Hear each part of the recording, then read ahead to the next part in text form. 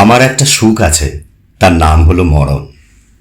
আমার ভিতর আমি মরতে মরতে আবারও বেঁচে উঠি, আবার কখনো হঠাৎ সুখে আষ্টে পৃষ্ঠে মরি। খরার আকাশে আচমকা রামধনু দেখলে যেমন আমার জীবন নদীতে জোয়ার আসে, ঠিক তেমন করেই অজস্র অসংখ্য সুখের সাগরে নেমে আসে অনিয়মের ভাটা। আমার আমিকে চিনতে পারার হঠকারিতা আমি নিজে কখনো করি না।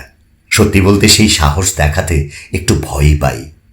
কিছুটা পথ এগোলে সেই যে আলো ছায়া জঙ্গল, সেখানে বিষাক্ত কিছু কীট ঘুরে বেড়ায় অবিরাম। তাদের দেখতে নিরীহ বটে, তবে বড়ই দংশন মুখর।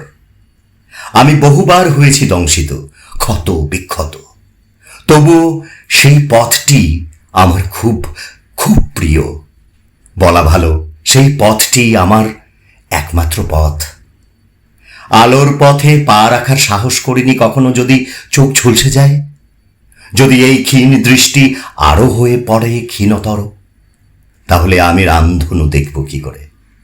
আচমকা বজ্রপাতে আমার কলিজা থেকে যে হীরক দুটি ছিটকে বেরোয়, তার উজ্জ্বলতায় আমার চারপাশটাকে আরো একবার চিনে নেব কি করে? এই ম্রিয়মান দৃষ্টিটুকু যদি না বেঁচে থাকে।